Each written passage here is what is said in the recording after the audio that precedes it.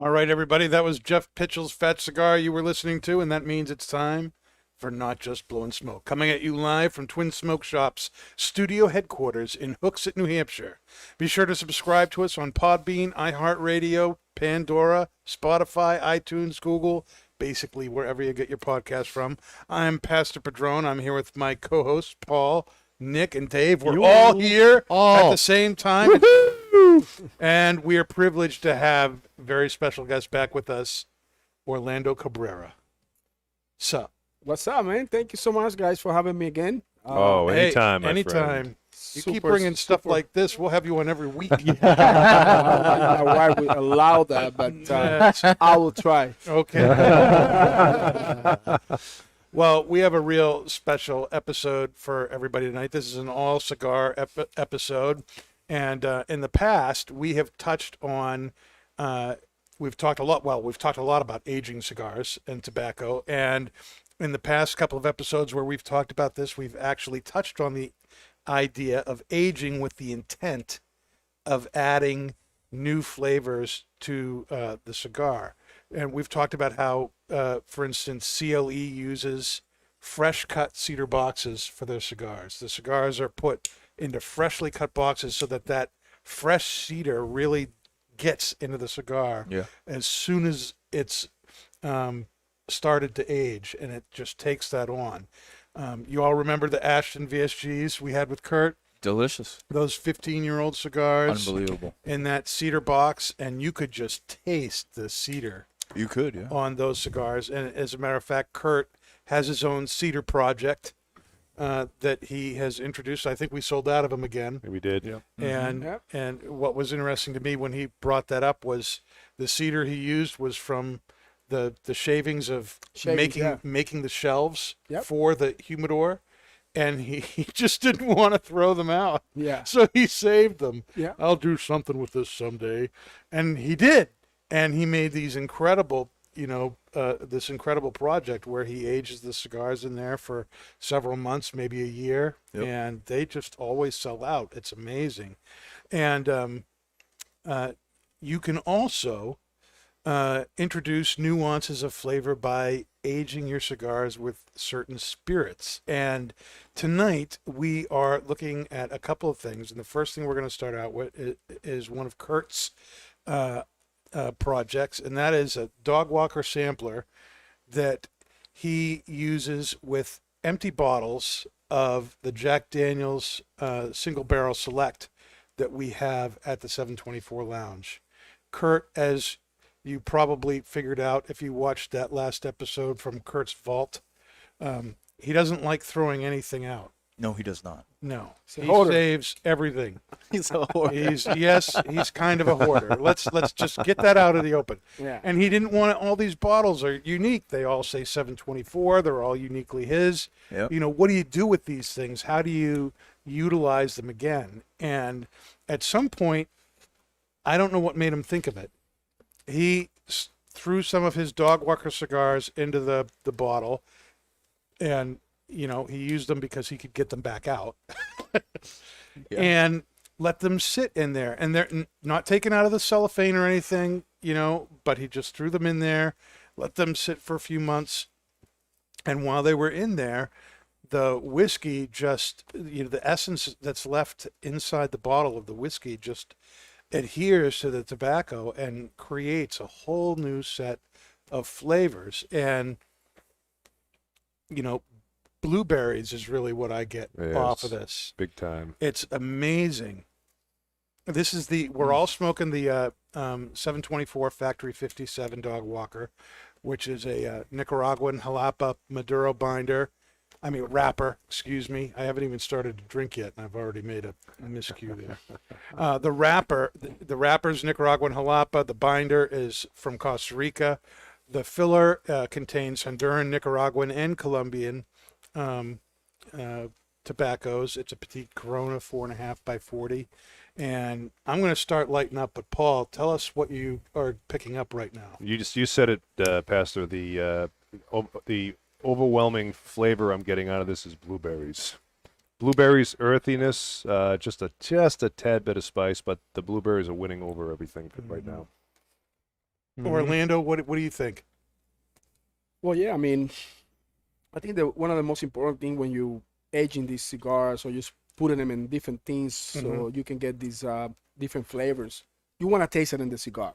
You not only want to smell it, but Right. you want to taste it. Right. And you taste it. I'm tasting, that Tennessee bourbon whiskey, that black currant, black berries, kind of like a dark chocolate thing in there too. Yep. Oh, yeah. And I'm picking it up in the cigar, which is, amazing. I don't even know why all these cigar makers don't do this. It's just make the cigar better, smell better. The smoke smell better. This is really, really delicious. Oh, That's yes. a great question. How was the room note changed by this? Do you smell any difference there, Nick? In the room note, you get a lot of like faint chocolate smells in there. The bouquet is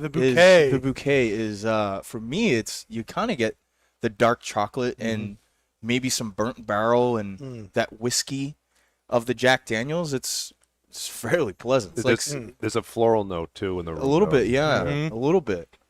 Like maybe some lilacs. Lilacs? Maybe some lilacs. No, All right. no. I'll Maybe that's just me. I'm not going to diss anybody tonight. Dave, what are you picking up? I have to concur with everyone. I really get the blueberries is very prominent for me. There's definitely a floral scent in the air. What was the first thing you said was berries? Yeah. Before any of us started talking, before we were on the air, you said, I smell berries. Yep. Well, right off the wrapper, I was sticking it up my nose. It was great. That's great. So one of the things is like, I had smoked the Factory 57. Yes. And to me personally is by far the best of the cigars for 724. Personally, That's it. I love That's right. You love it. it's the only one that I usually go to when I want to smoke anything for 724. Okay. And this taste, I'm glad that's what we got.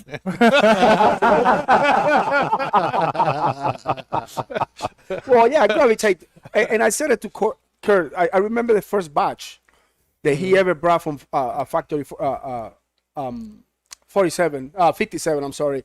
I bought a box. Couple of boxes, put one in my house. I aged it a little bit, but this taste right now, this tastes so different and even better. Better. This is absolutely amazing. This cigar. It's like some of the darker richness of the cigar has been, removed and replaced with that berry sweetness. Yeah. And it's really, really nice. You smoke the cigar and it's not like you're tasting something that's been really significantly altered. You know what I mean? This doesn't taste like whiskey or anything like that, but there's some of those nuances have just incorporated themselves in with the tobacco, and it's really, really unique. And it's these are obviously things that we have to create in house. The factory can't do it because they don't have the Jack Daniels down there. If they did, they wouldn't be making cigars. They'd just be drinking. And we have the empty bottles. We have the cigars. So every few months, right? Yep. It's a project we have. That's correct. Somebody goes down there and throws 6 Dogwalkers into the bottle and bottles it up and puts it down in the humidor for aging. And these have been in there since October October of last year. Yep. October of last year. So it's been about 5 months. Yep.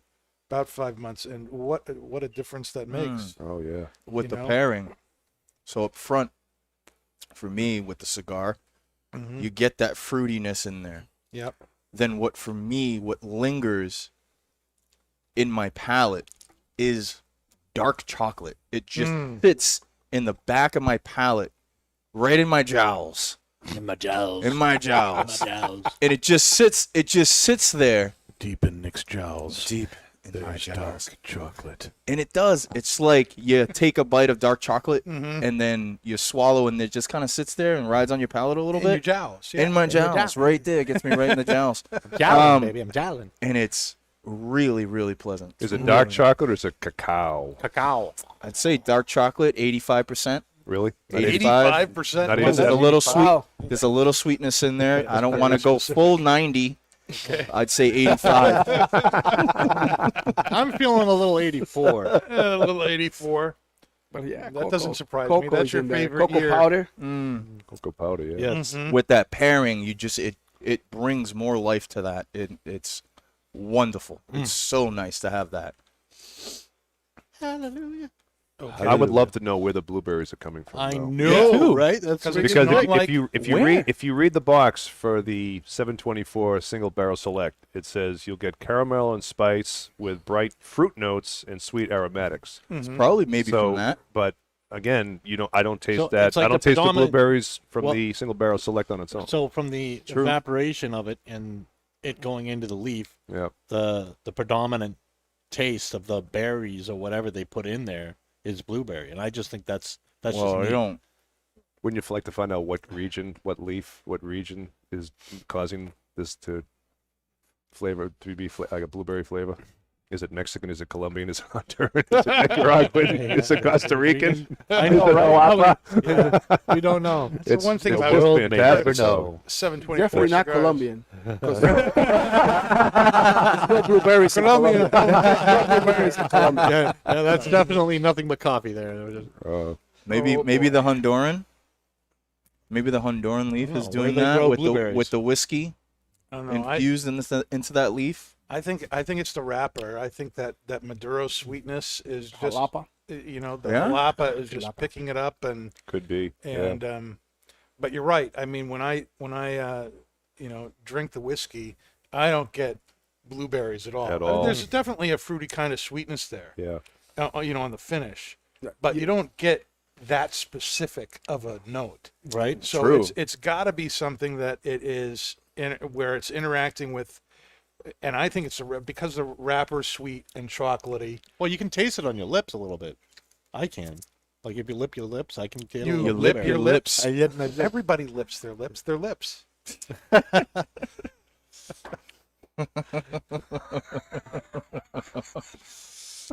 Oh boy. We'll stop there. Are you really going to come back? Moving on. Oh my goodness! So we are drinking. Go figure. The 724 Jack Daniel's Barrel Select. And this is something where you want to talk a little bit about how we end up with this, Paul.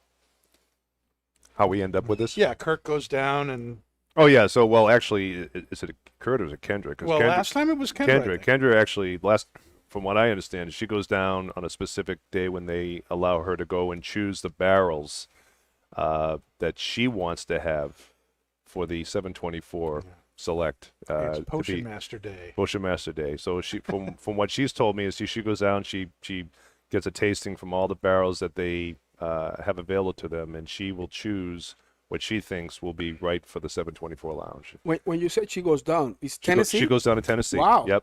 Wow. Spends a few days Yeah, there. it's a So rough job. hand gets pick. to hand pick Wow. the barrel that she will eventually bring back to the lounge. All right. Yes. All right. What And because Jack Daniel's is really a mix of different barrels and things, having a single barrel is, it's a unique taste, from that one barrel. So Right. all Jack, when you go to Jack Daniel's at the store, it's remarkable how they do this. They'll, take a little of this barrel, a little of this barrel, a little of this barrel, put it together, and you have that Jack Daniel taste that you get every time that for the last 50 years you've been going to the store. It's unless you have an incredible palate, it's almost indiscernible the difference, but when you have these barrels, on their own, you can really discern differences and stuff because each barrel is kind of unique in Yeah. the way the char and the wood interacts with things. And so this is a particular thing that's only available at Twins, and I think that's awesome. So Absolutely. since I am now becoming the spirit master here, I think she should allow me to go down Yes. here and Self-proclaimed over choose here. the next barrel for 2020. That's a lot of pressure. That's a lot, man. That's a lot.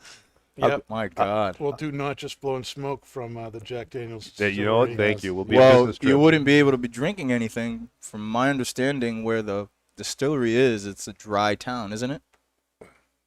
Well, they have to choose the barrel. They have to sample it. That's true, but there's no drinking in the town that the distiller is. So you Well, just, then you can't just, go. You just stay. But the You rest just stay of in us the will distillery then. Yeah, that it's a dry town that What is where it is. 1925? Lynchburg, Virginia, of all towns in the Look it United up. States, is dry. Really? Look it up. I never knew They that.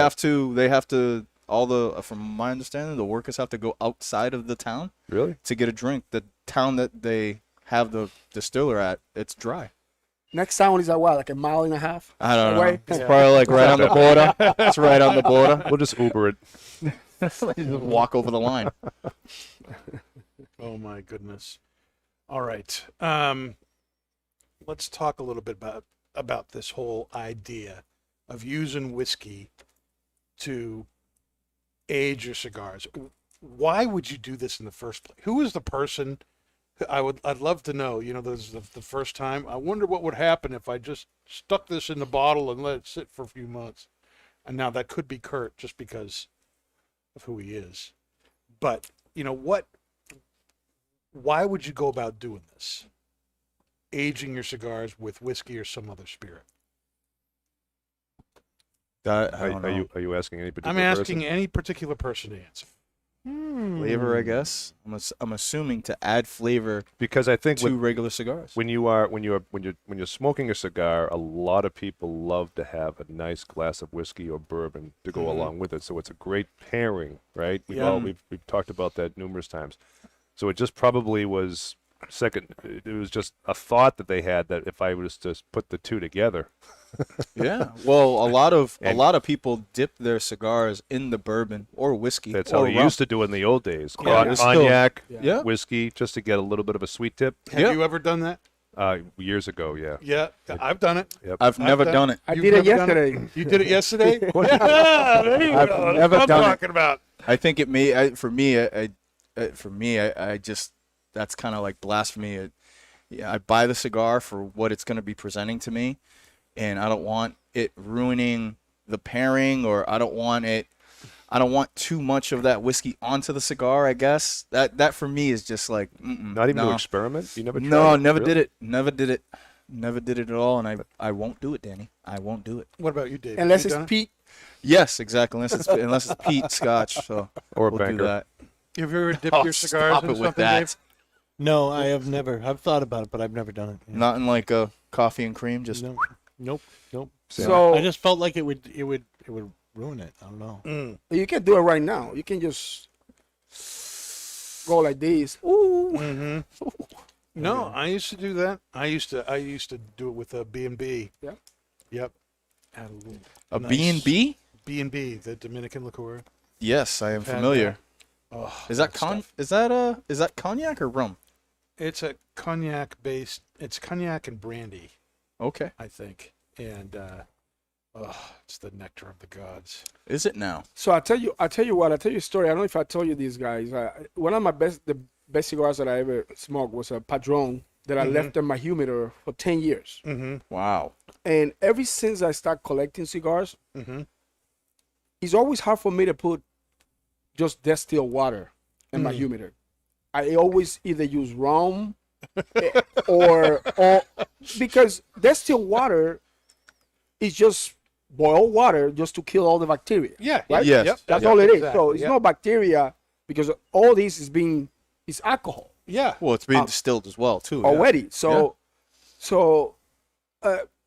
always was hard for me to go get water, whatever. I was like, but I always have rum with me, especially when I was back down in Cartagena, Colombia. So I used to put that in my humidors all the time, and I left these. I used to have these all Padrones, and I left one in there for years, and I smoked it after, and it was one of the best cigars I ever had. And ever since, I always been using some kind of a brown liquor to keep my cigars Humidified. humidified, Yep. but never with the intention of give it that. That was an accident for me. Okay. Okay, it was an accident, and the best $300 that I ever invested in my life. There you go. So I can tell you later when we talk about the other we're styles. gonna ask as soon as when we get to So- your cigars. I want to ask all about that. One of our listeners, Sean Reinert, says, "Thank you, Orlando, for taking the time to come on the show. We appreciate you." I appreciate you, brother. Oh my goodness. Now this kind of brings up the whole idea of flavored cigars and stuff like that. Yeah. And for me, it's this is kind of a different animal. Being in the bourbon barrels is kind of a even though it's an unnatural flavor for tobacco, it's done in a natural process. You just put it in there, let it sit and age, and it picks up what it picks up. But flavored cigars, infused cigars are so popular these days. Why do you think that is? Why are Flavor cigar? flavored infused cigars? Well, is that like two different things? I don't know that I think they're different it- classes of the same thing. I think. Okay. It can be two different things, but in today's world, there's probably mostly infused flavored is the predominant word right now, the predominant phrase. Okay. In order to be infused, you actually have to almost like inject it. Yeah, but they use kind of like a with oils or- perfume, kind of oils and yes, stuff. and Right. herbs and stuff, right? So what do you think? Why do you think they're so popular, especially among muscle-bound bikers? Well, That's a good question. With the homies- with that the homies? actually brings up a mean different the Teddy Bear story, but I Medium won't talk about cigar. it right now. I think it's opening up doors for people who normally wouldn't smoke cigars. I think the flavors that, again, I'll go back to when I first started here, and Sean can attest to this too. Is when I first started, we was Bike Week. We coming into Bike Week, and I was by myself in the humidor, and all of a sudden, 8 big Hell's Angels came in. And the first thing they asked me was, where was the the Nub Cafes? That's all they wanted to get. And I'm sitting there like, you guys are like, averaging $2.50 each. You're big, you're burly, and this is what you want to smoke. But I guess when you have if you don't want to smoke a natural cigar, or if cigars really aren't your cup of tea, the infused cigars tend But to you be wanna look like tend to be the exactly tend to be the gateway into that. Yeah. Well, from what I understand too is like part of it is because the infused cigars last longer when you're on a bike, like they don't fall apart because of the wind. I don't know. I've heard that myself from those people. I cannot- don't know why that would be, I think that's an but I've heard excuse. that. It doesn't go out, I swear. My favorite cigar, when I started, I smoke everything, Macanudos, or all kinds of stuff, but like the acid was my favorite cigar. Yeah.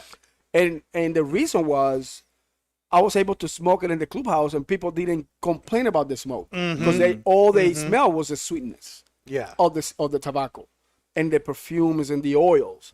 So it was my favorite, but once you start smoking all the stuff, you want to kind of like look more manly, I guess. So you go for the real stuff. Now, what do you guys think the difference is between what we're smoking here that's been aged in the whiskey jar or bottle for 5 months and an acid? What's the difference? There's none of that, like Everything? grandma's candy taste on the wrapper. Like they have that. The aromatic essence is the biggest difference right now, because in an acid it's very, very sweet to begin with. Right. The sweet Yeah. tobacco, Yeah. Sweet the sh- tipped and everything. sweet or tip, sugar in the tipped. cap, the oils and essence and herbs that they put in, they inject into the cigars. Even though they are long fillers and they do have, they are considered to be premium tobacco, because of all those oils and herbs they put into it, it just kind of takes it down a whole different level, Yeah. which a lot of people love. Acids are probably one of the most popular lines in the cigar industry. It is. It has been for For many 3 or 4 years now. The number incredible. one best-selling line of cigars. It's in incredible. Yep. I mean, you look at the customers that come in, all ages, all types, Everybody. and a lot of them just will smoke the acids. Yeah, the Yep. blondies, the Cuba. The Blondie, the Cuba Yeah. Cubas. The Yeah. Toast. I was a those- Cuba popular. guy, and the only place I remember back in 2000s, only place that I could get the Cuba Cuba was in Seattle. Really? That was the only place. And so I had to wait for me to fly to Seattle, play in Seattle to go. And I remember telling the guy, the guy has, 3, 4, 5 boxes. I was like, I take him all. He goes, I can't sell you more. Like, I need for my customers. Like, I'm your customer. Yeah. That was the only place that's in the West Coast that you could find Wow. acid. Jeez. And Oh, man. and so, and I remember telling my friends, if you smoke and you can smoke in your car. And I said, your wife would not know. I was like, no, how do you know? I can smell it in my clothes. I can smell it in the car. I was like, take one of these Cuba Cubas and put it in your car. And you're going to smell it the next day. All the tobacco is gone. All you smell is the perfume of that cigar. I'm about to Really? try that. You can try that. I'm gonna have to do that. Yeah. It's amazing. So let me ask you something. You had mentioned the last time you were wheels on that turn. you used to smoke a cigar before playing Every Red game. Sox, and was it the Every acid? game. Was it the acid? No, by that time I was already with other stuff. I was you were? smoking. Okay. Yeah. Other stuff. Yeah, because I was able to find. Well, I was in Montreal, so I went. By that time, I was going to different places. A lot of cities in the East Coast. So I was able to get a lot of different things. Not Chairmans and all kinds of other stuff. And I became more familiar with what was out there. Right. Now, here's the next question then.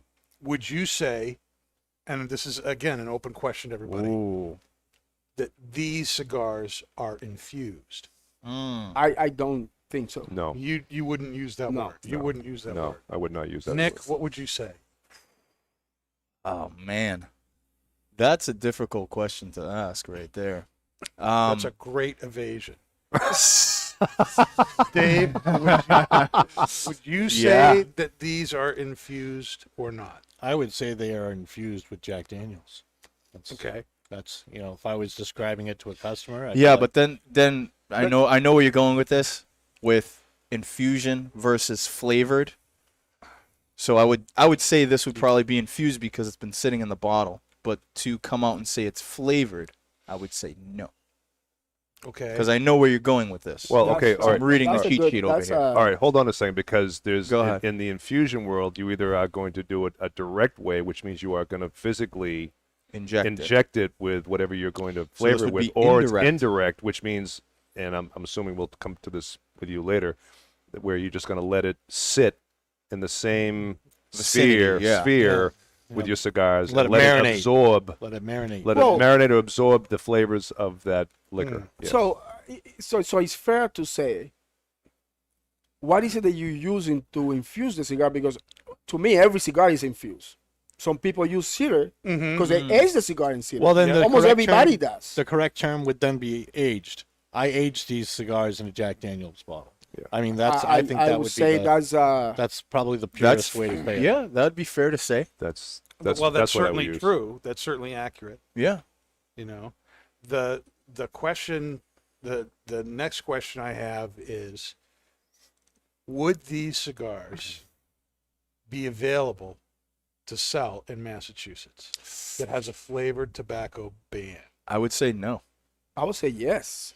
You would say yes. I would say Yes. I would say the government. I would say you'd probably be able to, but I think the government would probably take another look No, at I that. bet you could, because it's not. You can It's not say flavored. because it's not technically infused Good point. or flavored. It's Yeah. aged. Aged. I'm going to Yeah. use the word aged. Yeah. What's the difference between aging it with an orange or with cedar or with Jack Correct. Daniels? Yeah. It's there's no. They already made that distinction by saying infused. Right. So it's aged. The cigar is Yeah. already made when it came to market. Mm-hmm. In other words, it came out on That's its it. own. You are now simply just taking it another step. You're Another aging Good it. point. Yeah. Okay. Yep. Yeah. I agree. Interesting discussion there. I concur. I concur. Did you have a TU word of the week, Dave? I No, he does not. He's got to look it up. want to do it later when I get Uh, it up. Yeah. I'll give you about 2 minutes. While you Dave, go look it okay? up. So, Cigar Confessions. The Cigar Confession tonight kind of goes along with the theme of what we've been talking about. And this is an admonition to be mindful of how you are aging your cigars and what you are putting with them, because tobacco is a very, very sponge-like material when it comes to aromas. It absorbs whatever is around it. And so, if you have a really nice, whiskey like the Jack Daniels or the rum here that we're going to be talking about, your tobacco is going to pick that up. If you keep your cigar in really nice cedar, it's going to pick that up. If you put your cigars in a cardboard box, they're going to pick that up. If you put your, nice, Padron or 724 next to your Cubas, It's gonna pick they're it up. going to pick that up, Correct. and they're Yep. not going to taste the same. Yeah. They will pick up whatever is around them. So be very careful, be picky and choosy. And if you are aging cigars at home, you might even want to age like cigars with like cigars. If you age cigars that have very different wrapper binder fillers from each other, you here's these Maduros, here's these Connecticut's, and you just age them all together while they're touching each other and everything, that's all going to affect the cigars. And it may be, slight. It could be, and it could be nuanced, or it could be much more noticeable, like it is with these cigars here. And again, they weren't even taken out of the wrapper. It's not like they were up against it's not like the tobacco was directly touching the inside of the glass bottle of the cigars. They were all in their cellophane, and they still were dramatically affected. So be very careful what you keep with your cigars, Yeah. because Don't it will change them. I once put 2 Java Mints in my box, and that was a mistake. That was a big mistake. And they were only in there for 2 days. And all the other cigars that I had, they were all taste like Very Java minty. Mints. Very minty. And some of them were like okay, but I was extremely disappointed because I spent a good amount of money on those cigars, and they all had a little bit of Java Mint in them. Yep. And it was bad. I was very upset. Yeah. I mean, even here at Hooks It, our cigars are in cabinets. And we have one cabinet that is reserved for flavored and infused cigars, and we even keep the backstock boxes in that cabinet because we don't want them interacting with the other cigars that are around them that way. Right. And I've gotten cigars at shops where you have the infused cigars on one shelf and a normal cigar right above it or right below it, and those cigars do not taste the same. They don't. If they were kept in Cross-contamination. Cross-contamination Is is that a big thing you need to worry about. Yeah, and so that happened with almost every agriculture product, right? Yeah. It happens even with wine. When you put it in a, you already put them in the bottle, and if you age that wine in a different environment, that wine would take that flavor. Yeah. Yeah. Yes. Yeah. So Take on those characteristics. back in 2005, 2006, I started collecting wine. I always gravitate to Bordeaux, and buying all these different wines. I stumble. I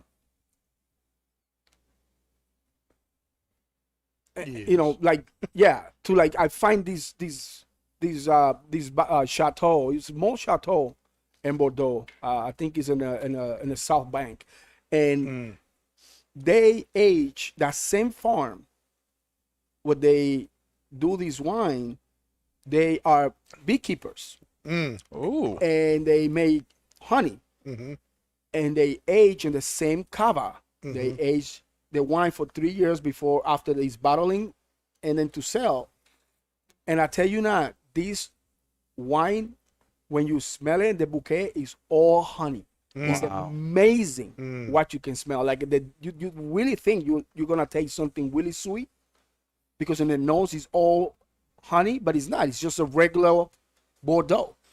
So it's crucial that when you aging something like this that is still alive, because the tobacco is still alive. They still, like you say, still taking all the aromas and all the stuff that is around them.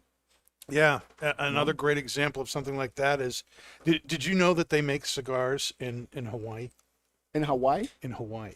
Really? There is a company called Kauai Cigar Company that makes cigars, and the tobacco is grown on the island of Kauai, shipped down to Nicaragua, where it's made there because they can't afford to pay Hawaiians to do it. To do it, yeah. America, Democrat, whatever.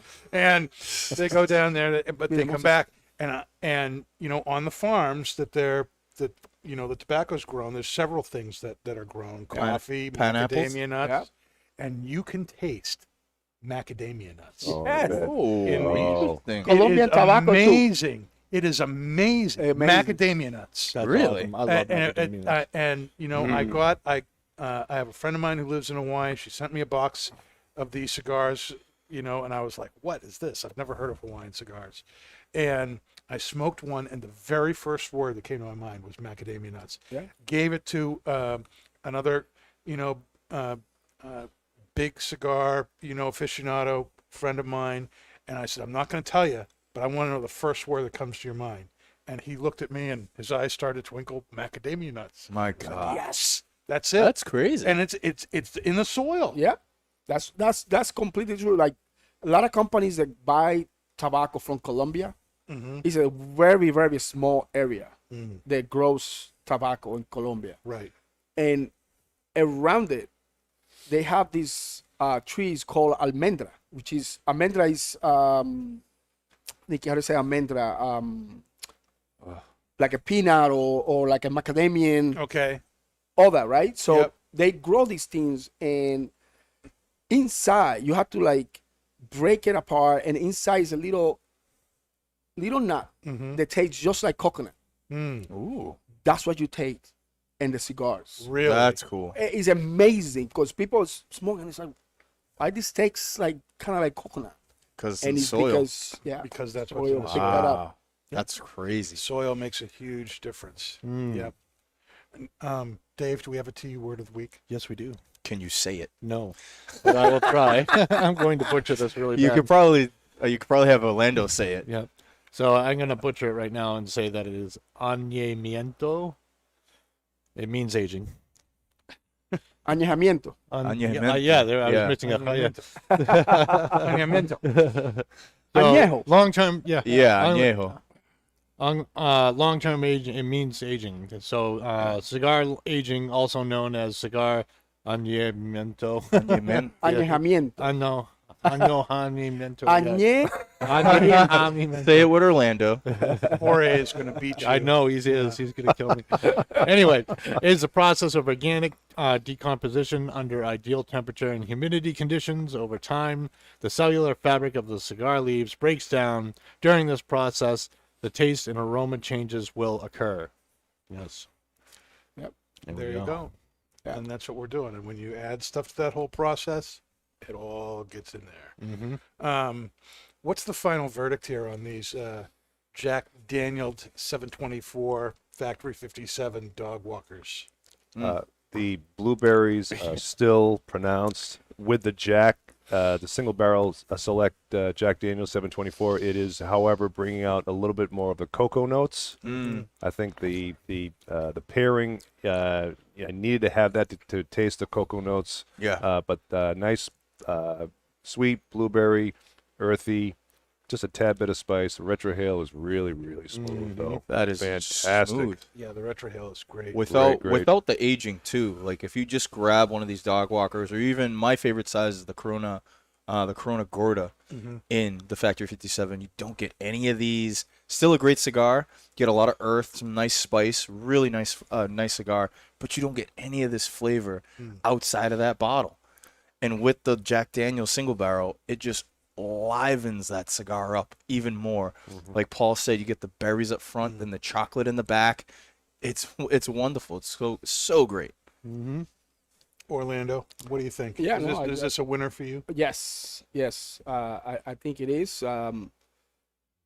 Like I told you, it's just like the black currant that I taste in there. The cigar really, the jalapa Yeah. wrapper. I think with the aging in the bottle of whiskey is really changing a little bit to me. And it's a little bit more sweet. You don't taste a lot of pepper in there, so I think it's phenomenal. Dave, you have anything to add? I just mimic what everybody else is. There's blueberries.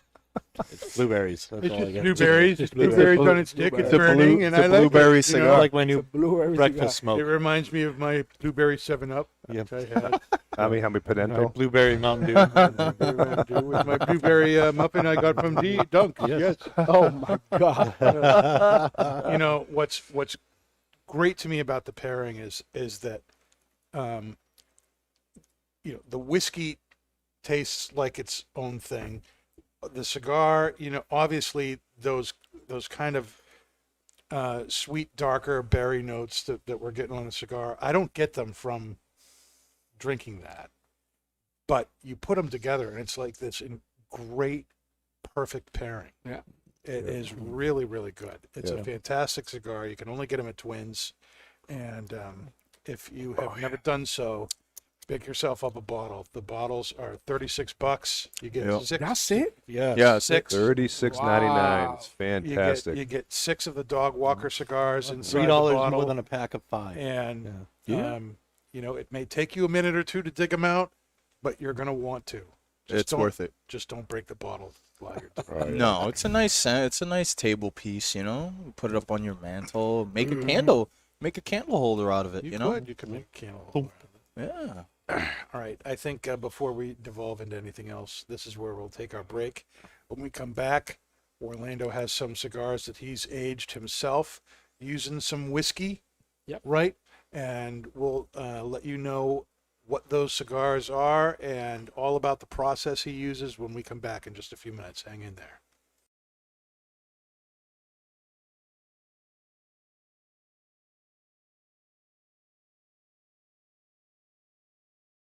So, how did Tobacconist University start? Where did the idea come from to start doing something to train other people's staff in the art Okay. of tobacconist stuff? So I opened in September of '95. By January, I knew I was a complete idiot, even though I'd read everything I could.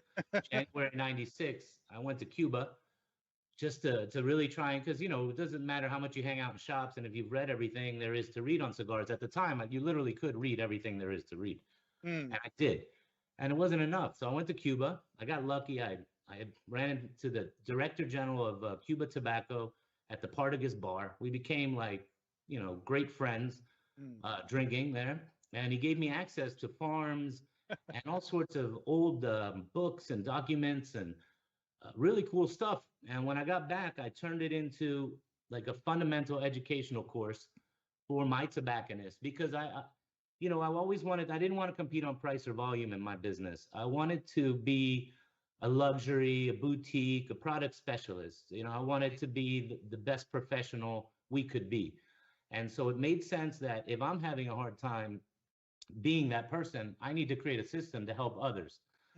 And I started on that in '96. And I believe by November of that year, we started teaching a course at a local hotel where the general manager was a customer of mine. We had like 30 or 40 or more customers come in, and we taught it over the course of a month. It was called Cuban Cigar University. Then I had opened a store by November of that year in New Hope, Pennsylvania. And a year or two later, I opened another one back in at Marietta, Georgia, Atlanta, where my uncle and aunt ran it. So I was training them. I was certifying consumers. And it used to be a giant binder. It still is. I mean, that's the old version. I have it. That I would give to employees. And then I developed a test. And then around '03, I saw the way the industry was going. So many challenges, retail side, legislation, taxation, that I wanted to, I call it turning it inside out. Instead of just making it for our shops, I wanted to make it for every shop. And I spent from 03 to like 05, 06, you know, because you think it's simple. Oh, I'll just make it for everybody and I'll put it online. Sure. But it was a lot of work. And then when you do that, you see all the holes you have. So I had to double down on pipes, make that better, get video for rolling. So it was a process. But I think by 06, we became the official academic curriculum of what was converting from the RTD8 to then being the IPCPR. Right. And, you know, we've just been growing since. You know, I remember we didn't have any. My employees were the only certified tobacconists at the time. And slowly but surely, I mean, I think today we're up over 667 or something certified retail tobacconists, with, you know, many more than that apprenticing. So it's been quite the ride.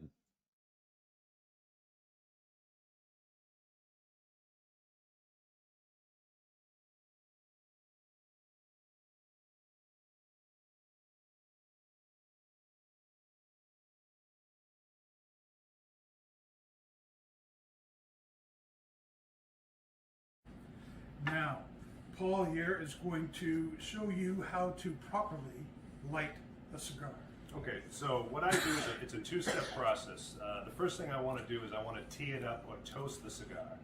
All right, now there's a couple of ways you can toast the cigar. What I notice a lot of people do is they'll take their cigar, they'll take their lighter, they'll ignite it, and they'll go ahead and move the lighter so that it's touching the tobacco, touching the footing here until it's properly toasted. What I do is I actually hold the lighter steady, and I'll take the cigar and I'll get it just over the light until it starts to ignite, and then I'll just rotate it. And what I'm doing here is I'm adhering the wrapper to the binder. I'm just sealing it up. That's amazing, Paul. Yeah. You're doing such a great job. All right, so now it's toasted. Now comes the light. And what I do is I'll start off and I'll do quarter turns. All right, so ignite your lighter. Again, you want to keep the cigar just above the light. That's the hottest part of the flame, just until you can see it ignite.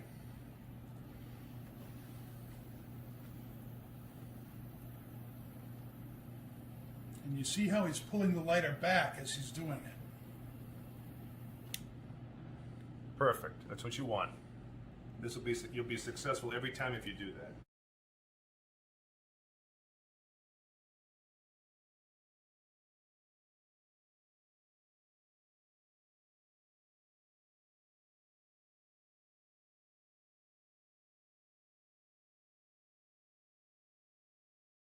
So, Okay, here we go. all right, guys, we're back and No, ready we're to not. go. We're start. Well, Dave, what were you doing? You jumped the gun. Here we go. All right, there we go. We're back. And Really? we are back with Orlando, and now we're going to be smoking cigars that Orlando has aged himself. And we're going to be drinking this. What is it? It is Oh. Dictator Esencia. rum, and it is 25-year-old Colombian rum. Nice. From his hometown From my in hometown. Cartagena, Yeah. Colombia, and this stuff smells fantastic. I smelled it and my toes curled. Oh, this stuff. Thank you. This stuff For is real. amazing. I smelled it and my toes curled. Oh, Jesus. That is mother's Oh my milk. gosh. Sweet Oh baby my. Jesus. That's mother's milk right there. That Orlando. is This is That is what better you than said? mother's brown milk. Mother's sugar in a milk. glass. That's better than mother's milk, man. Mother's milk. I've Mama had- ain't got nothing I've on had this. mother's milk. This doesn't taste anything like that. Oh, Oh, Jesus. now, Orlando, what is it we are going to be smoking with this deliciousness? Did you get the here? honey? We are gonna smoke a Bellicoso, Super Bellicoso Opus X The Super Bellicoso Opus X. that I've been aging for 3 months. I told you guys the process that I do with these cigars. I want you Yep. to We smell can it grab first. two, right? Let's just start with one for now. Yeah. Okay. Don't be a lambong. Guys over here being a lambong. Yeah, bring that right down here, my friend. What's a lambone? Oh, thanks. Somebody that's greedy. Oh, I mean, Well, in the like. I don't know if that does that translate to you too, Orlando. Yes, sir. All right, so yeah, he's being a lambón. I was joking. So this is the Essencia is the by Joel Richard, and the master blender is Mr. Para, Hernan Para, from Cartagena. He's been doing this for years. Yeah, so Dictador or Dictator, like you guys said in English, is this distillery in Cartagena is the only one left right now. And I'm able to The only distillery left in Colombia?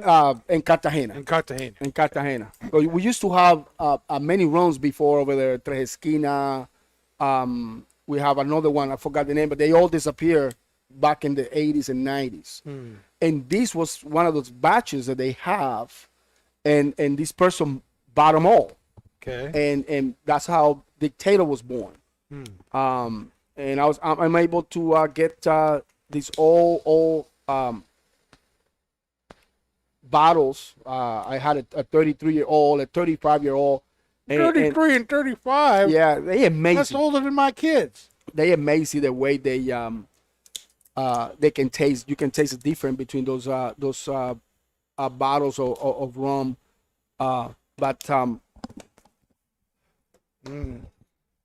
So I don't know if you have any questions about the opus, how I. Yeah. So how exactly do you do it? What So- exactly do you do? I wish you would have seen it. You guys light it up right away. Mm-hmm. So the cigar, Yeah. the opus. One of the reasons you know what an opus is, even if you're doing a blind tasting, if you see an opus inside, you're always gonna see a lot of one black leaf in there in the binder. Mm-hmm. That's how you know it's an opus. it's an opus. That's how I know. Okay. But once you age it, the cigars start getting more black leaves in there. Okay. You guys know what I age it with. I use some kind of brown liquor. For this bottle, for this box, I use Crown Royal. Okay. For 3 months, and in my cigar cooler humidor. Okay. So you have a cooler, and you got the box. Do you open the box and put it in No. there? Is it closed? And closed plastic, everything. Okay. So you don't nothing. Even, nothing. You got the box from the store. You drop it in the cooler. You drop it in don't the even cooler. do anything. And then Yeah. what else is in What you do is that you play with the humidity Okay. in these refrigerator. So when I pour the whiskey, and it's for the first 4 weeks, I crank it to 65. Okay. So the humidity's up to 65. 65. When all the liquor is absorbed by all the boxes in the refrigerator, then after 4 weeks, I pour again, couple of fingers, and then I put it down to 55 for another 4 or 5 weeks. That Okay. speed the process. That when you age your cigars in cedar, you have to wait 6, 7, a year, 2 years for the cigar to absorb these cedar. This is gonna speed all that process, and that's why you get the smells of these cigars, and the taste of the cigar is just not completely different, but you can Right, smell right. the smoke. If you go outside and come back, you know you're not smelling a regular cigar. So you take a couple of fingers of Crown Royal, Oh my God, and this is amazing. you put a glass of that inside your cooler door with the humidity at 65, and after about 4 weeks, and it's not like the liquid is gone, but It's gone. The liquid Gone. the liquid in the Disappeared. glass is gone. Disappear. Gone. It's a magic So trick. you wait a month, you go back, the thing is now empty because Empty. it's all been absorbed. Yep. You put another few fingers in, you turn the humidity down to Down. 55 55. and let that go another 4 weeks. Another 4 or 5 weeks, depends how the what season it is, Okay. because it's very dry in the Do you- winter. do you- it's very humid. Do you wait for the liquor to be completely Completely gone? gone. Yes. Okay, so you basically do that twice. Once at 65 till it's gone, once at 55 till it's gone. Yes. Okay. And I do it, I don't only use Opus. I use different things, but mostly Opus X is in my refrigerator. Yeah. Jesus. But I have put in there. I put an Oliva Millennials in there, and the person that smoked Olivas, I just give him one, and he told me that was the best Oliva he ever had. And he was asking me what I did with it, and I was like, no, nothing. I just leave it in the refrigerator. Now, I think because these cigars were aged, with the whiskey, but kept in the box, Always. the difference is much more nuanced and subtle.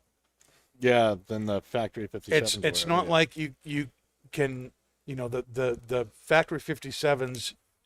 You could tell by smelling them. You could tell by they smelled like the inside of the bottle. Yeah. This doesn't smell like it's been in contact with some kind of spirit, and yet at the same time, there are nuances about this cigar and how it smells and how it tastes that are different. What are the differences that you note? Since Well, I don't have I- unflavored cigars to test this with. To me, even the smell.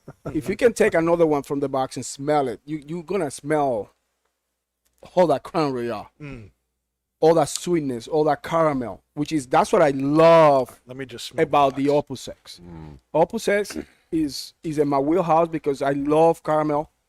Yeah. I love that coffee, that You're right. mocha, that chocolate, milk chocolate. I mean, it's everything that I like is in these cigars, and they never disappoint. It's always the same, over and over and over and over again. So I get a lot of in the beginning, I was getting a sweet cream, nice light cedar, Yeah. earthy flavors with the 25-year-old rum. Oh, Jesus. That, I mean this in all good Sincerity. ways here. All right. It tastes like fresh maple syrup with a little bit of fresh burnt sugar. It is incredibly flavorful, Yeah. incredibly smooth, and it's bringing out a lot more of that caramel flavor that you were talking about. It's incredible. It is. It I is didn't get the absolutely caramel incredible. flavor on the cigar on its own. It was, like I said, a nice sweet cream, earthy cedar flavor.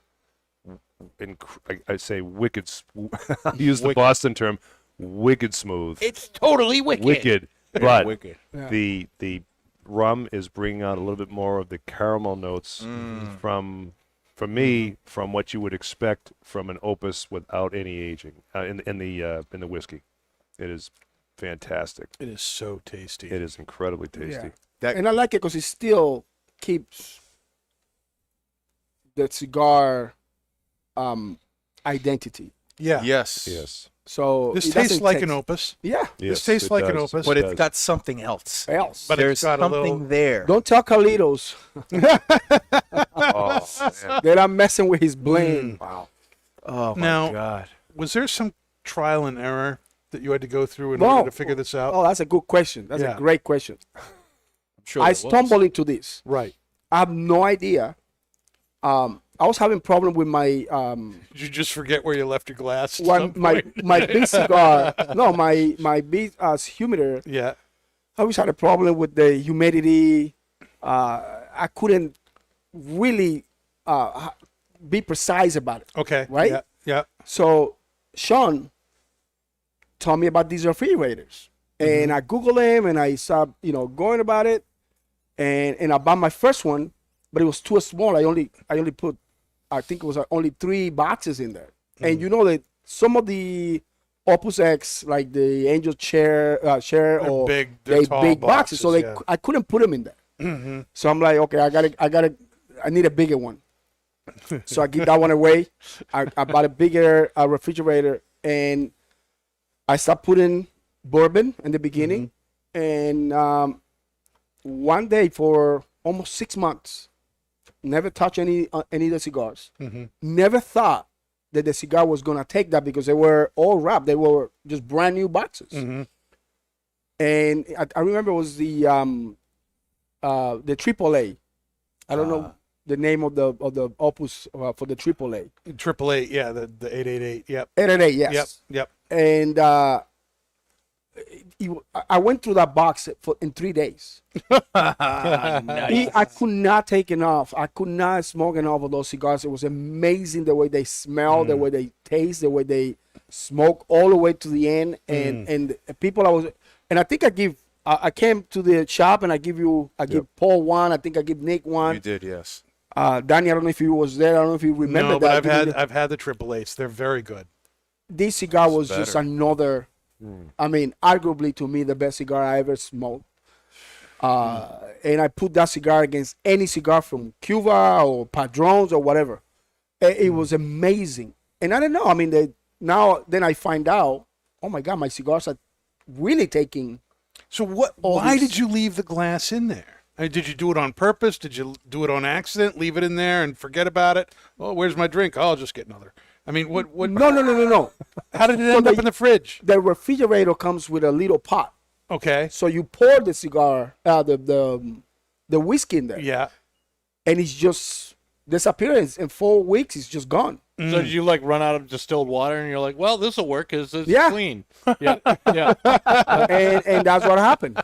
Yeah. And I've been doing it ever since. Wow.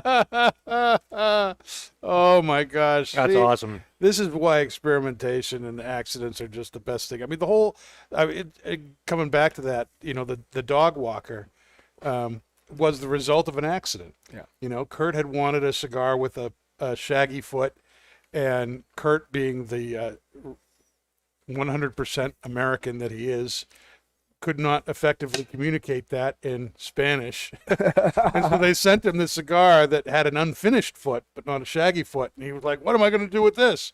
And he lopped the bottom 1.5 inches off that he didn't want. And there was born the Dogwalker, one of the best-selling cigars that he has. It's one of the most, and even the whole name is just fantastic. Fantastic, yeah.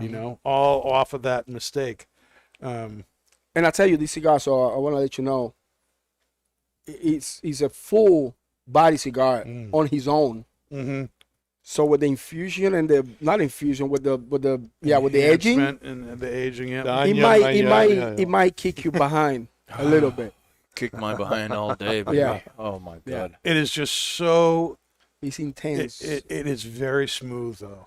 Yeah. There's a smoothness and creaminess to this It's amazing. that this cigar normally doesn't have. And I just want to be clear. Opus is a very smooth, creamy cigar. Yes. This is a whole different level. It of that. is. Yeah. Would everybody agree? Oh, This absolutely. is Absolutely. smoother and creamier than you normally expect. I mean, there's that smooth creaminess that comes from that cedar, Right. that you have with the Opus, but with the Crown Royal getting involved in this, it's just really smoothed it out to a whole different level. It's really, really good. I'm really loving this caramel. Yeah. Oh, it's crazy. There is the a pairing. nice light caramel note to this. The pairing with the honey note on that is incredible. Then with the cigar, I can die now. Bury me with one Opus, please, of Orlando's collection, and I will be a happy man for the rest of my life. I was going to say you're on crack for tasting honey, but you know what? I think you're right. Am I wrong? No, I don't. There's think honey you're in wrong. there, man. That is super nice. I taste and I'm talking about the rum. Mm-hmm. I do get like a honey note, maple, Yes. brown sugar. Oh, Yeah. I get God, brown yeah. sugar, and I love brown sugar. Oh, yes. How come you taste so good? I just love brown sugar. You can tell, right? You that I guys know love what brown chess sugar. pie is? Chespa? Pie. Chess pie. No. Chess pie? What's chess Yeah, pie? you're not from the South. You never live in the South. But No. chess pie is this sweet. Is something in between a pecan pie Mm-hmm. without the pecans Okay. and a sweet potato pie. Something in Oh, between that. Oh. That's what that tastes Yeah. to me. Oh my God. But you never. I mean, I even have I this ate the whole chess pie by myself before and a plane. Yeah. And, oh yeah. That sounds So- like me with apple pie. I just Does anyone have the creme brulee? Yes. where they burnt the sugar on Oh, top. yeah. That's what that. Brown sugar, baby. Oh, yeah. Burnt. I'll call it freshly There burnt you go. brown sugar. Yeah. Incredibly flavorful. Oh my God, this is probably the best rum I've ever had. Yeah, this is Absolutely the unbelievable. best one. My God. Enjoy it because we're probably not going to taste it. Bro, no. You can get another one just to like, so you guys can save it for a better occasion. A better occasion. Well, sometimes you want to be What's outside. better than you on the show with the twins Wow, hat? a lot of Jeez. things. A lot of things.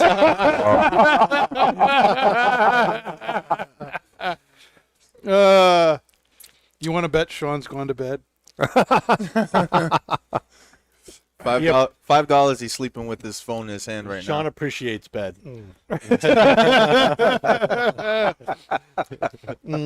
Well, he did just say, "Great job, guys," at 9:03. So Nice. I guess he is still listening. Hi, Sean. How you doing? We appreciate you. We We appreciate you, Sean. very much, very, very much, and so does Stu. Oh, look at this! My God. We're getting Oh second. God, you are just too Christmas generous, people, my this friend. show Thank could go you so on much. forever. just You're the came. best. Oh, my God. gosh! How is my wife going to top that? Now, She's not. for those of you wondering, what the heck did he just throw that cigar at? We That was are to you. we are in front of a live For Stu you guys. audience. Yes. For the audience. The audience. The audience of Stu. Live stew, the audience. There it is. Yeah. Oh, yeah. Let me ask you another question. Have you found that this aging process with the With the cooling humidor. with the cooler humidor, Tuca. does it work? Does it work better with some cigars than others? I think so. Okay. I think so. And I'm more familiar with Opus Yeah. because that's my everyday cigar almost. But He's like Keller. Orlando I Opus. know. if I tell you something, like my friend always trying to give me these olivas, right? And I know Jose and I know his family. I could not smoke them. It was too peppery, not strong, but too much stuff in there for me that wasn't that sweet, right? Okay. And this is what my friend smoke. That's all he smokes is the Millennials, right?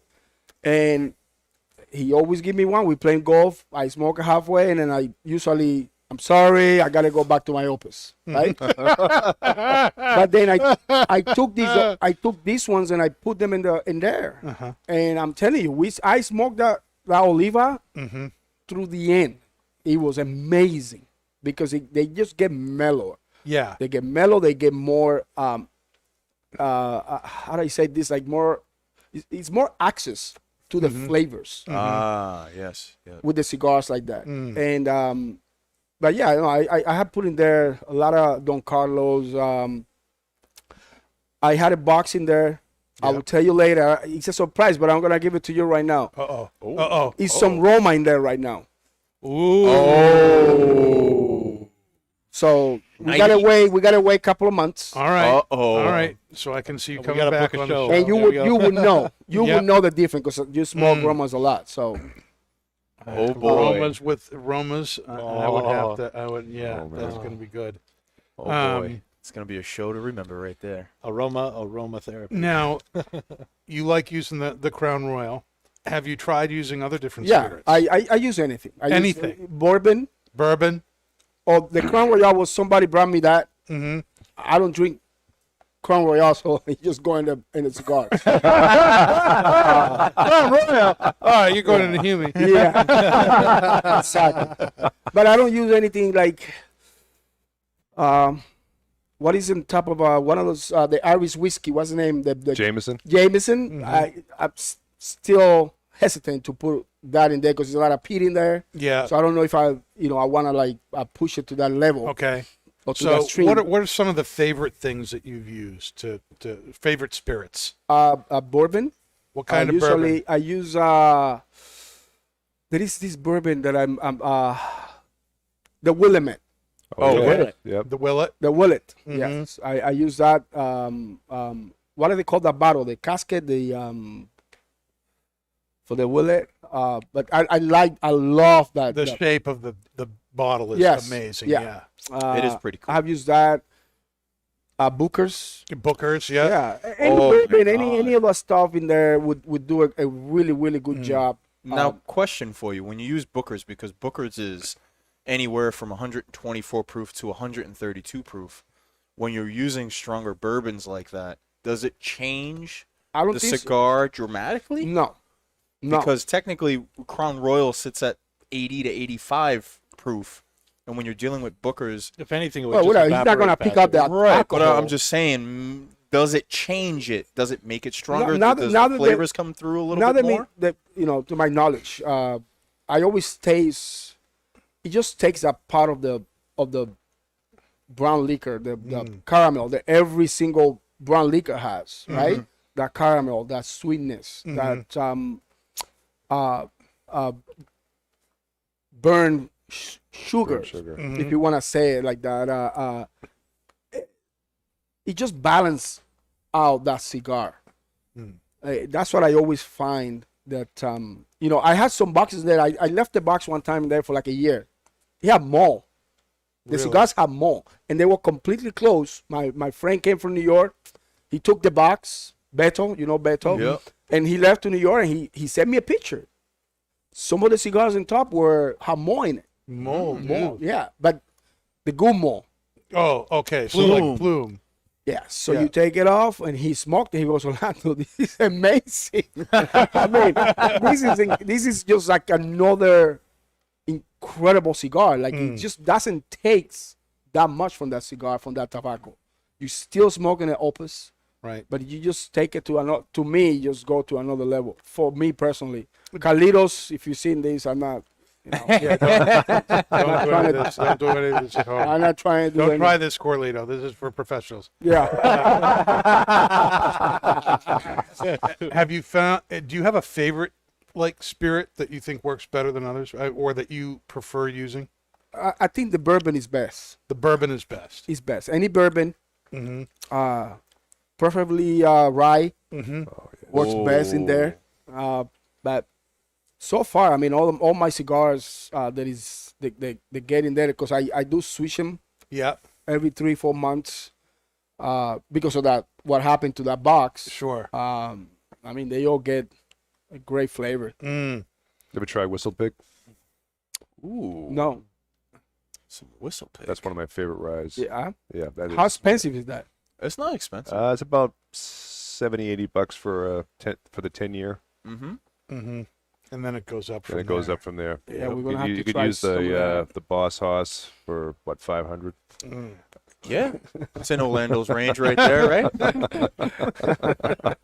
Yeah, just throw in an extra poker game for the week, and I'll make the money for that. I gotta go work tomorrow. The cigar table, the poker tables. I'll tell you, the Crown Royale does not suck. No, it does not. No, God, no. My God, No, it's very good. this Opus is. Oh, I Jesus. usually before I smoke it, I smell it for 20 minutes. I Before can see light it that. up. Yeah, I I can see that. smell it, because it's just the smell is just incredible. Well, sometimes we rush into lighting the cigar. There's so much about cigar just involves all 5 of your senses, and enjoying what's there before it's lit up, and taking the time to touch it, look at it, and smell it, and taste it before you light it. I'm as guilty of that as anybody else, but Yeah. that's awesome that you take the time to do that. Yeah, That you take that much time. That's great. I like to put some. I think my next experiment is gonna be one of those 1926 Padron. The 1926. Would that be the natural that you'd use? Yes, And put it in. yeah. That would be that would be my next experiment. epic. That'd be interesting. Epical. That'd be interesting because that cigar in itself is pretty flavorful. It depends on the size though too. So if you go with like a number 48 or a number 9 with a bigger ring gauge, I think maybe that tobacco would soak up a little bit more of that bourbon or whiskey or rum. Maybe deliver a little bit more flavor. Maybe. I think it might be the opposite. You think so? It just mellowed down. Yeah. I think it's just like I wish you can smell. Like now we're smoking all together, so we don't smell the smoke. It become nose deaf. But if somebody comes in and smell just the smoke, it's just it's true. What? just with that. It's Make it's sure you get that for the soundboard. nose deaf. What does that even mean? You never heard that term before? My nose can't hear anymore. Well, What? that's a What? real term, man. That's like That's like something that happened to you after COVID or something. well, no, well, it's from my understanding, it's the process of you smelling something for too long and your nose doesn't recognize. You okay, Danny? Yeah, I'm fine. Okay. That your nose doesn't recognize it too. For I hear blueberries coming. you hear blueberries coming.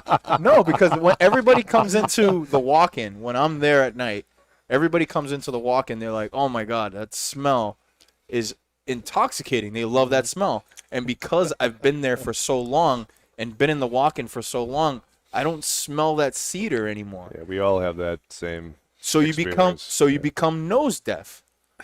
So you don't smell what other people are smelling. I'm gonna teach No, my it's nose just, science. we're just Look we're, at we're, balls. we're, Yeah, we're you can immune call to it man. you can call it whatever you want. Nose Look it up. deaf. Dave, look it up. I'm telling you. You become acclimated. Thank you, Stu. We appreciate you. All right, we're moving on. Moving on. We're moving on. Paul, you want Yes. to talk a little bit about what's going on at Twins right Yes, now? I do. Please. Okay. So, for the month of March, we have a Whoa! wonderful promotion going on. Where'd you get that? You see this beautiful box here? Look at that beautiful Ow. box. This is the I'm ear Camacho. deaf. Yes, I know you are, Dave. This is the Camacho Liberty Series 2012 throwback. Now, this is a. And look at the beautiful American flag on this one, huh? Just a beautiful box. Inside, you've got 20 cedar boxes with a wonderful Honduran Corojo Puro 1118 size cigar. Mm-hmm. Each one of these normally goes for $20. The box normally goes for $400. For the month of March, if you buy a box, you get a box for free. Damn. That's so for each box is $400, but for if you buy one, you get a second for free. That brings the cigar price down to just $10. That is What a fantastic offer. fantastic. I had that Yes. cigar before. It's amazing. It is really We did. good, We huh? had it on the show. I Your think first the show. first time you were on the show, we had that cigar. Yep. Yep. Yeah. Yep. Should So put those in. Yeah, I know. You got any of those, Aiden? Yeah. That box is too big for my refrigerator. Well, you need a new You refrigerator. need a big one. You need a bigger refrigerator? Is that what you're saying? Yes. Or you're just gonna have to take them out and put them into an old Opus box. I'm sure you got plenty of those. Try infusing these. I bet they'll be absolutely amazing. Yeah. So that goes on for the entire month of March. So come on down and Great. take advantage of that promotion. All right. We also have a pipe show. You know I had to bring pipes into this episode somehow. Yep. And, I was worried. This is You didn't this- say pie today. Yeah. I told her that, I was like, I'm not going to push it. I'm not going to tell him to bring his pipe. But this Saturday, March 13th, from 12 to 4 p.m. at Londonderry, we're having our annual St. Patrick's Day pipe event and featuring Peterson pipes. And we already have the pipes in house. Peterson sent us over 80 pipes, and Nice. a number of those were the 2021 St. Patrick's Day pipes that they release every year. Peterson is one of the best known names in the business. They've been making pipes since 1865.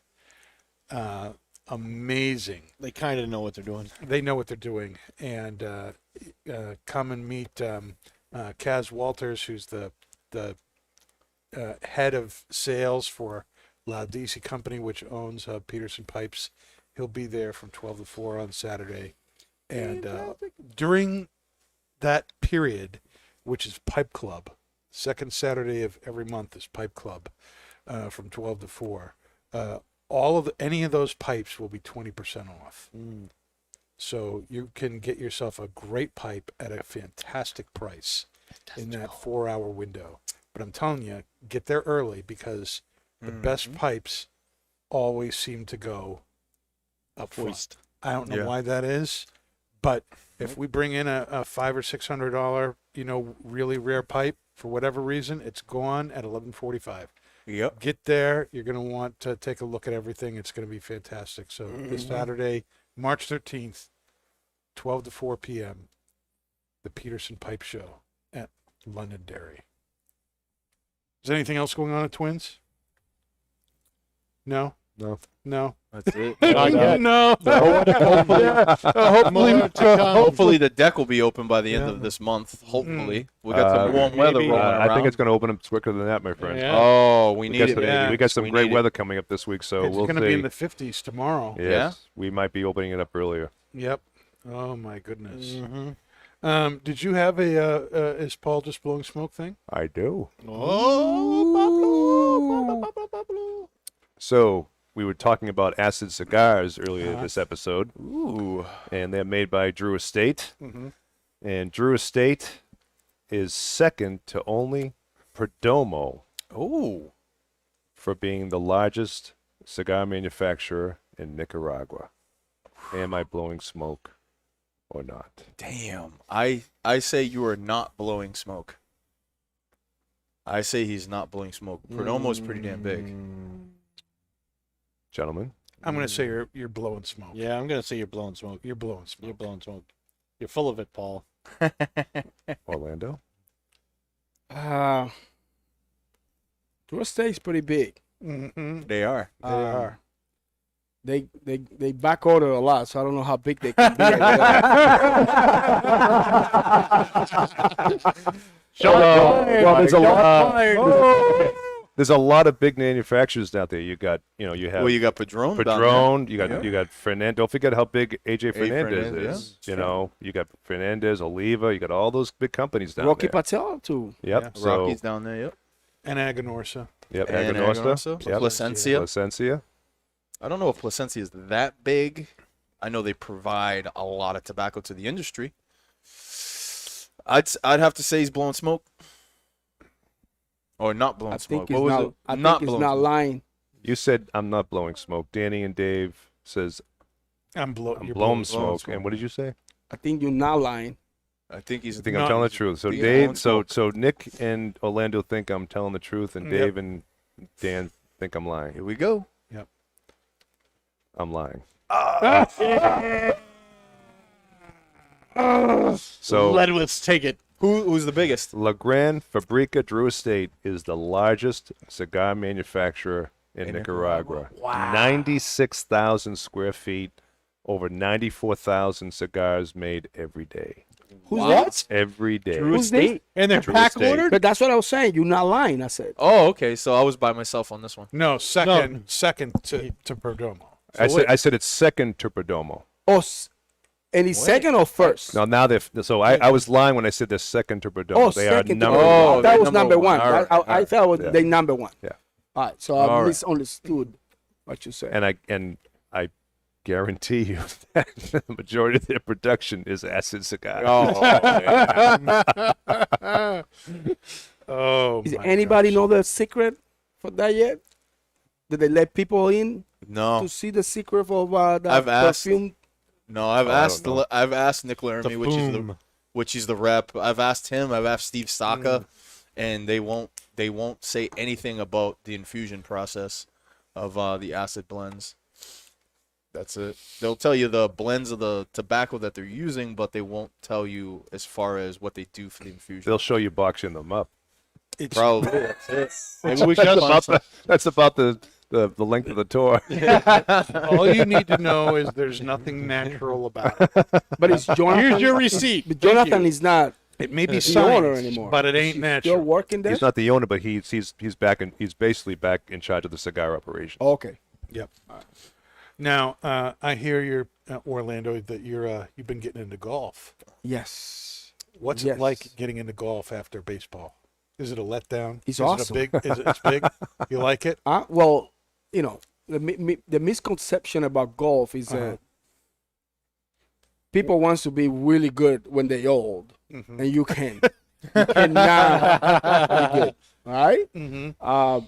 It's hard, but it's awesome because it's a great time. You're outside, especially now with the pandemic. Mm-hmm. You can be outside. You don't have to be close to the next person, and you can be smoking cigars. Mm-hmm. That's what drew me into golf. There, in the that first is a place. natural thing. I mean, that's like chocolate and peanut butter, golf yeah. and cigars. Exactly. So to me, Amen. it's always.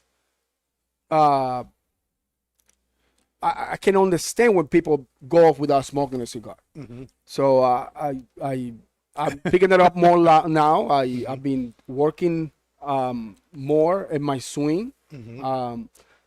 Some people trying to throw some money out there, so I'm there to pick it. So to pick it up. So I gotta get better.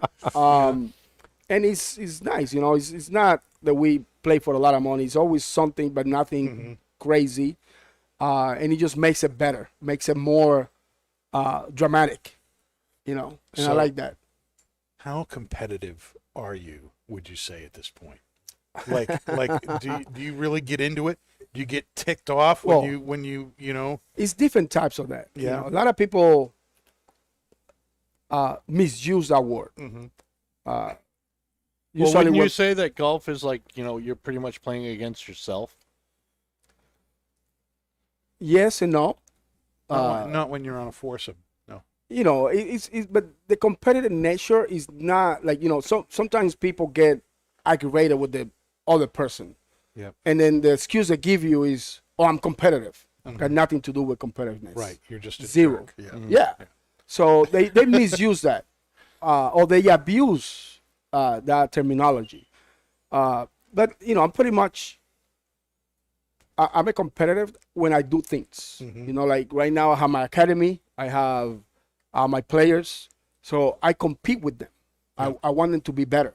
I want them to learn the craft of how to become a Major League Baseball player and a successful Major League player. So for me in business, I want to be a good business person, but I'm trying to compete with myself. I don't try to put people down. I don't try to be better than the other person. I just try to be better by myself, or better myself to what I'm doing every day. Learn what I'm doing, and then just trying to keep pushing it to the level that I want. That's as far as I go. I don't take things that I do like that serious, Okay. because I'm not. Well, you're not getting paid for it. Exactly. we have a league. We have a volleyball league every Saturday, and that's why I stopped going to the shop on Saturday morning, because we play volleyball and we compete. We compete, but we have fun. To me, it's always have fun. With baseball, I was competing, but I was having fun. To me, first was having fun, like what I was doing. And because when you start getting all competitiveness and all that stuff first, then that you start cheating, you start taking drugs, you start taking this because you want to be better than the other guy. Right. With me was have fun and just look for your weakness and exploit those weaknesses so I can beat you. It's nothing personal. I just saw your weakness and I beat you. Nothing personal. Smile on my face. That's part of the game, baby. That's part of it. Now, you've been golfing with a particular foursome at least a couple of times. More than couple. Stu, who's in our audience, the Stu audience here. Hey, Stu. Eric Wentworth of Hammer and Sickle. Yeah. And Sean. Why'd you have to put it in quotes? Sean, who's in bed. Sean, Twin Smoke Shop, the Sean. GM at Twin Smoke Shop. Let me ask you a question. Who is the better golfer? Of all of us? Stu. Stu, Eric. Oh, boy. Stu. Stewie. Stu. That Stu's like hell Stu no. goes like the lowest. Eric. I'm putting money on Stu. Let's Eric go. is pretty good, but Eric has been playing golf for Eric's been playing for a while. a while. Stu just pick it up and 5, 6, maybe 10 years ago, and he's a solid golfer. Not say he's a scratcher, but all of us, I think he's the best. He always get the best scores. That's the definition of an athlete right there, my friends. Definition of an athlete. Until we go to Naples next week, so And he can I'm taking that title. nobody's business. Shots fired. There we go. There we go. So there you have it, Sean. you're not the best. Well, if we're talking about tennis, I'm pretty sure he'd be. Well, tennis, that might be different. That might be a little They're bit not different talking story tennis, there. yeah. Ballroom dancing, that might be different. Ballet dancing, ballet. might be Ballet different. dancing. I heard he can.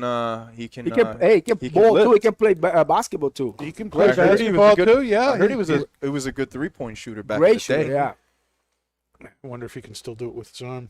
Ooh, Wait, what? maybe with his arm. You got his shoulder operated on Shoulder last year. operates him. Brand new shoulder, man. He had no Brand new excuses shoulder. now. That's right. He No got excuses. He's the bionic man. As soon as he got that rotator cuff surgery, 5 other customers had it done too. I know, It's right? It it's was like rotator no, cuff all of a surgery. sudden everybody came in and shoulder harnesses. Group and discount. it's like and You got Tavano in a sling now. You got a Yeah. couple people in a sling. Tavano's in a sling, Scott Lieber's in a sling, Jeff Furrier is in a sling. Jack. Furrio. Jack Yeah, too. Jack Furrio. Yep. Yep. Yep. And there've been a couple other people too. And, Sean looks at me Saturday. He stands there, his arms. So Dan, what are you gonna do to get healthier this year? Oh my God. And I looked at him and I said, well, you can take me golfing with you. I'll watch and smoke cigars. I'll walk the course, but that's it. I ain't playing golf. I said, if you're asking me to get more, involved, I'm watching you injure yourself and get these surgeries. You're not giving me any excuse to give up my pleasantly sedentary lifestyle. That's one thing that comes with age, man. If you play sports, Mm-hmm. you're gonna get a lot of surgeries. Oh Yeah, God. and I don't want to be boasting about it. Oh yeah, I had my rotator cuff done. Yeah, oh, I was down for weeks. Oh, it's so tough. I get my hips next. It's like, come on, I don't need that. I like my hips. I like to keep bacon. my hips. I like bacon. Yes. I like bacon. Yep. So there you And go. chili. All right, talk to me about this cigar right now. Oh, What do you what do you what wanna are y'all know? tasting? What are y'all tasting? That Sweet- cedar's there. That Sweet caramel is cedary there. caramel, friggin' what isn't there? That's what we should be asking right now. blueberries. That's what's What? not there. Yeah, Blueberries is not blueberries there. isn't there. Chocolate is not there. Nope. But it's smooth. Earth is not there. Cedar, The retrohale is creamy. silk. Oh, smoother than silk. I can't stop retrohaling this cigar. I know, right? I am just doing. wanna- I'm That's the only- retrohaling this cigar more than any other cigar I've had. That's the only This thing has I'm been- doing right now. But is it's 'cause retrohaling. it's a smooth, intoxicating spice. But it's Like kitchen spice, though. it's not like, yeah, it's incredibly smooth. Nice cedar creaminess. Just an unbelievable cigar. What am I going to smoke after this? That's the question. Oh, I don't, can't don't smoke even anything. try anything else, That- man. that's Give me what am I something gonna to do? smoke. Anything and everything. Right, Nick. what- I mean, what- another that's day, That's a another good answer smoke. right there. That's just how it goes. I'm not even going to touch that until my birthday. I'm gonna have another banker. You guys are killing me on that one. I swear to Christ. Try infusing those. It'll be a much better cigar, I'll tell you that. My God. It was very municipal. Very municipal. exactly. Is everyone up for maybe a little would you rather? Oh yeah. Of course. All right, the would you rather question for today, and Dave, we'll start with you. Ooh. Would you rather get even or get over it? Ooh, man. That's a tough question. Well, no, I just get over it. Would you? I typically like I'll get fired up for like maybe like a few minutes, 20 minutes, hour most, and then I just like I'm done. When I wake up the next day, it's gone. That was yesterday. I Water forgot under about the it. bridge? Water under the bridge. It's a new day. What about you, Nick? Would you rather get even or get over it? Well, it depends on the situation, I suppose. But in my competitive nature, I'd like to get even. Get even. I'd like to get even. Mm-hmm. I'd definitely like to get even. Oh, why am I not surprised? Orlando, what about you? Get even or get over it? Which would you rather? It depends, man. Oh, I you're can like I Nick. can hold a grudge. Oh my God, but yeah, no, it's not worth it. So Don't forget we're getting older, Orlando. I know. Those hips aren't going to last.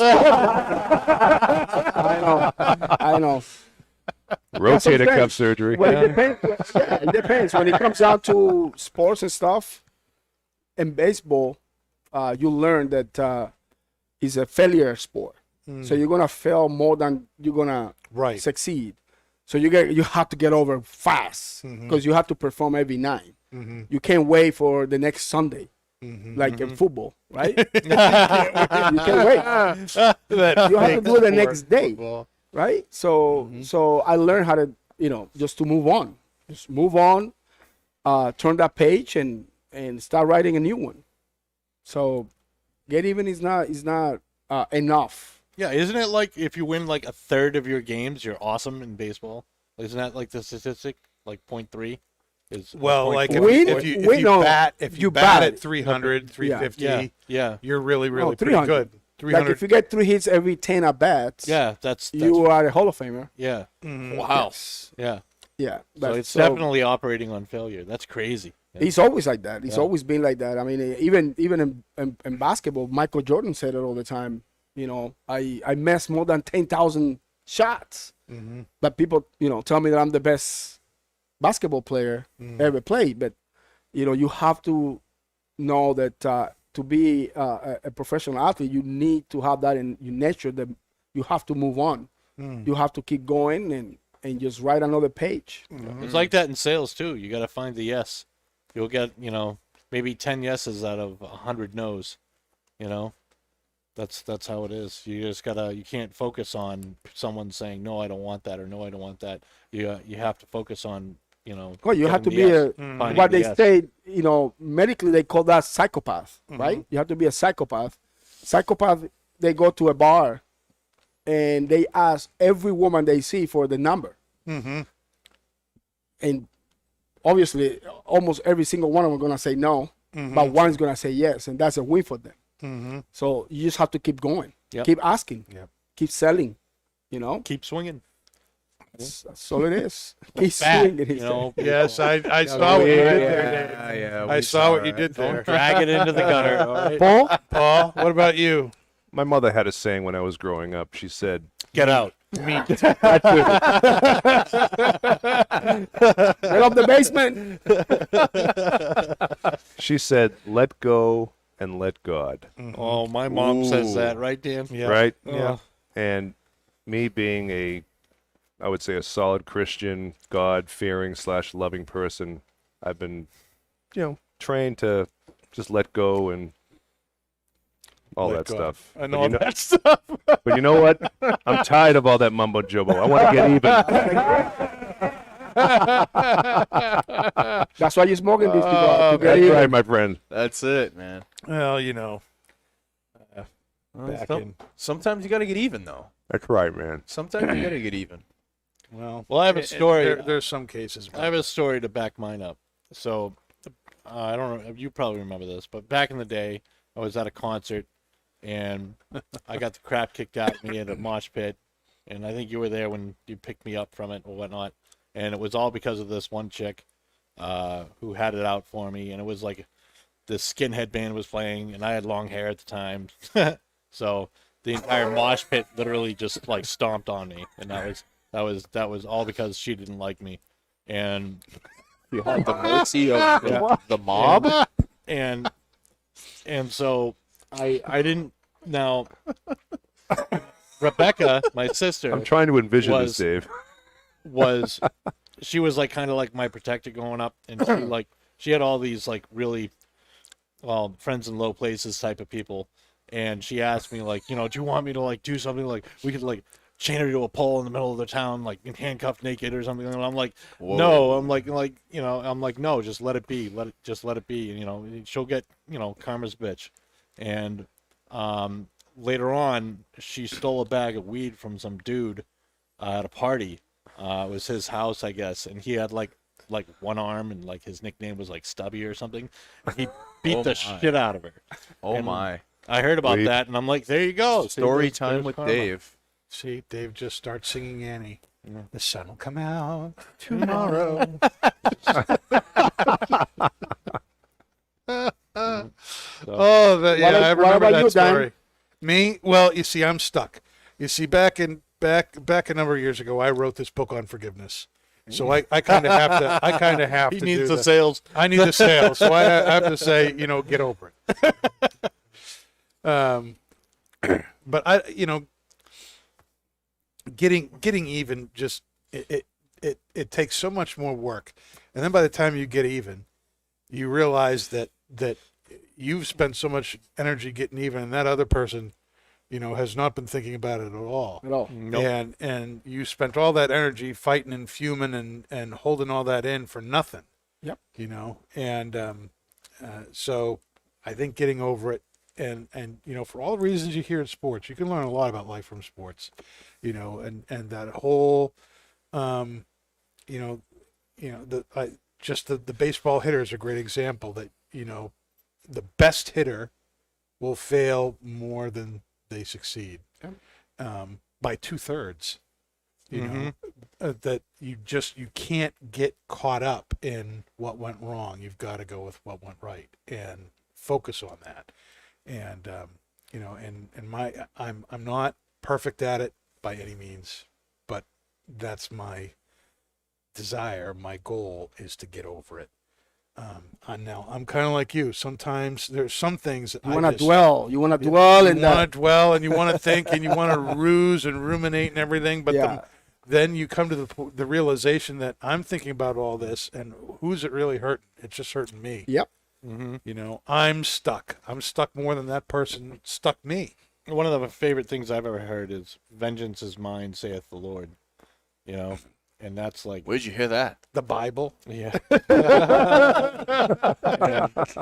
And if you think about that, I think God's probably got a little bit more moxie than I do, so he can take it. Yep. So, final thoughts here on the cigar and the pairing. Do we need final thoughts on the Oh. cigar and the pairing? We all agree it was just awesome. It was amazing. So I Come see on, you the guys have match like made in heaven. about 2 fingers, right, left in your cigar. Yep. Oh, yeah. Keep smoking. It gets better. My God. Oh, Gets better. Yeah. What about the rum? Does it keep getting better as I drink too, or It certainly seems Does that mean way. you want another shot? just a little Yeah. bit? Go ahead. Oh, Orlando, I owe you so much. Dude, this is under I gotta give a shout out to my man Domenico in Cartagena. He owns La Cava. He's the one that give me these bottles of My rum. God, these things. The rum is amazing. Sweetheart. Domenico. Oh my God, Yeah, the rum is the rum is amazing. unbelievable. thank you very Unbelievable. much. I've had some amazing rums in my day, and that probably has to take the cake. Man. Yeah, is the no, best this is rum. by far the best The rum best I've ever rum had. I've That had. is Yeah. damn good. Yep. Unbelievable.